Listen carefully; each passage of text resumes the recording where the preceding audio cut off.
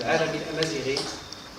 هذه المنظمة هي منظمة غير حكومية تعنى بالشأن الأمازيغي، وتتضمن جمعيات ثقافية واجتماعية حقوقية أمازيغية تبلغ من عمرها، فهي منظمة عتيدة حوالي 20 سنة، أسست في شهر دجنبر 1995.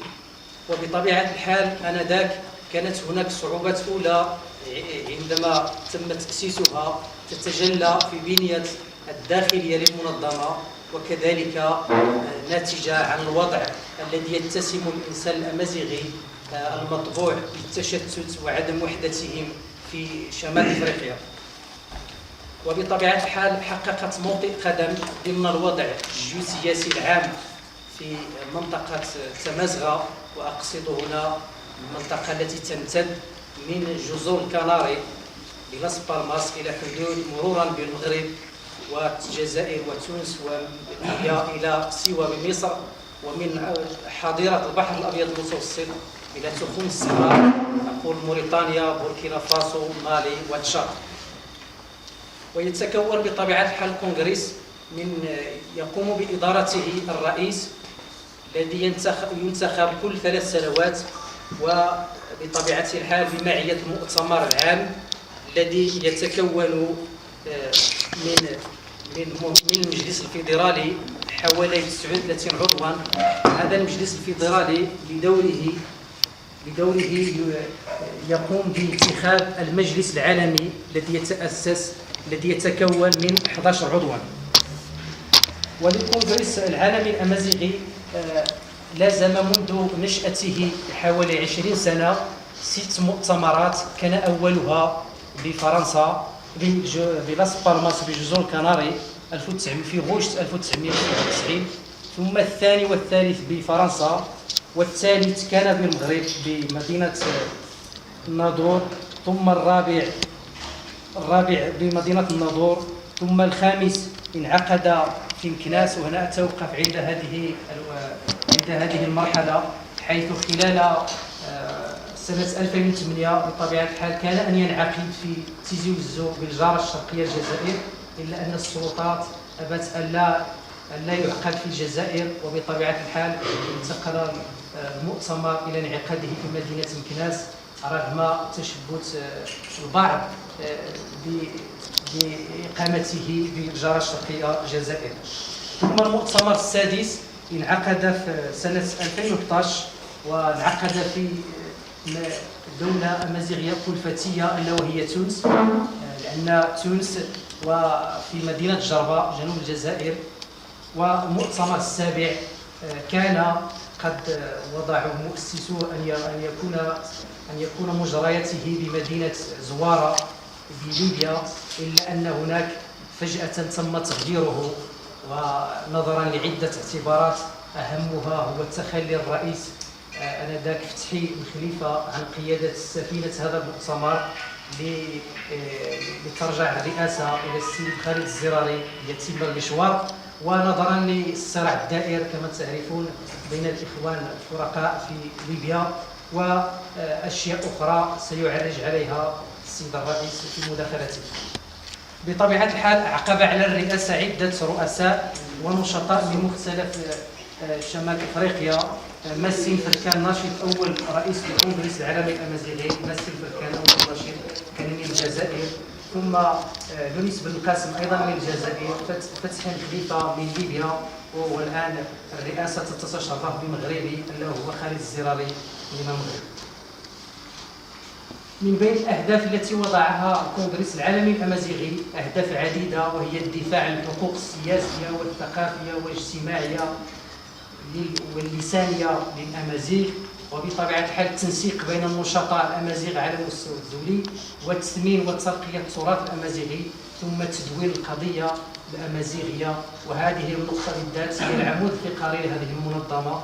وفيما يهم هذه النقطة فقد قامت المنظمة بمراسلة عدة منظمات دولية كاليونسكو، ثم لفتت الانتباه المنتظم الدولي حيث عبرت لها عن انزعاجها لما يقع في جنوب البحر الأبيض المتوسط، وبالضبط في الصراع الدائر الرحاه في في مزار في الجزائر وغرناية وتيجي والزوق، وفي مناطق أخرى في تخم الصحراء في طوارق بمالي أزواد بالذات.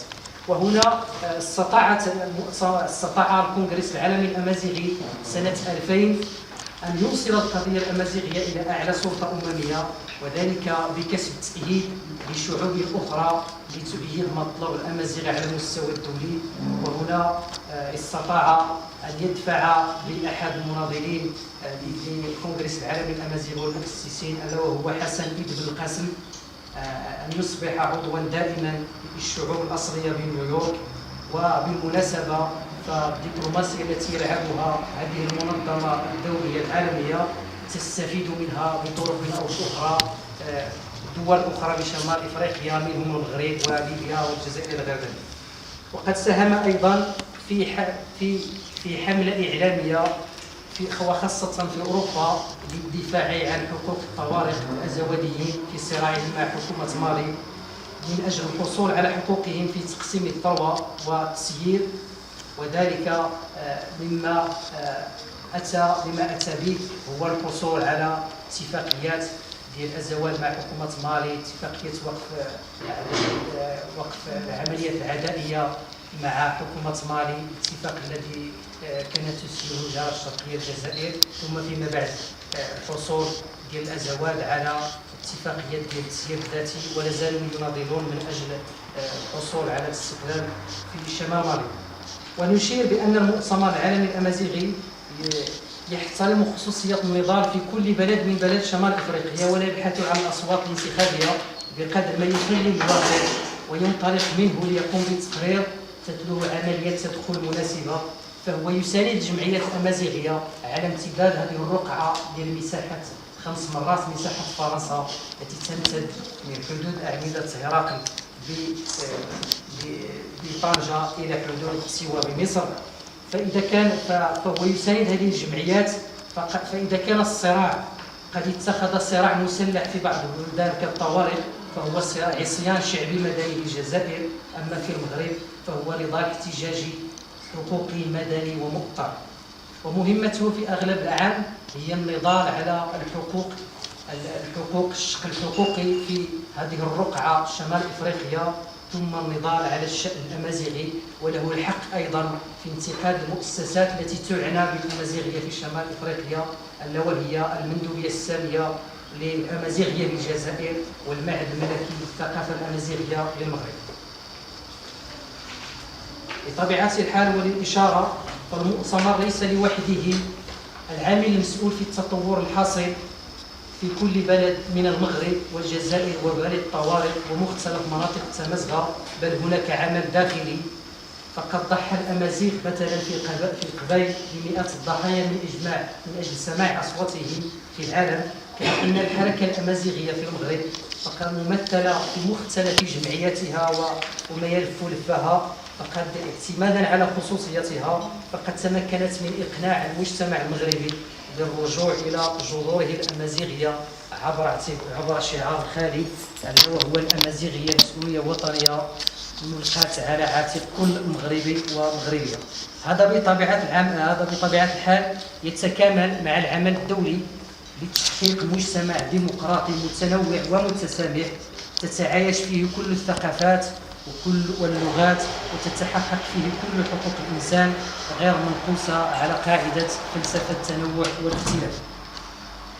ويعول على هذا المؤتمر الذي سوف ينعقد في أكادير في جنوب المغرب 24 25 26 يوليو 2015 إلى التطرق إلى عدة قضايا أبرزها تعثر في تفعيل دستورات وإنزال القوانين التنظيمية للأمازيغية. فتعرفون بأن الدستور 2011 نص على أن في مادته الخامسة أن الأمازيغية لغة رسمية بجانب اللغة العربية، ولكن هناك تلكؤ في عدم تنزيل القوانين التنظيمية، وهذه ستكون فرصة من أجل النقاش والاستفاضة حول هذه النقطة. وأيضا سيناقش تدهور الحقوق اللغوية والثقافية بالجزائر والحصار المضرب على بعض المناطق الأمازيغية التي عرفت حراكا اجتماعيا كما هو في ثورة ياسمين بتونس.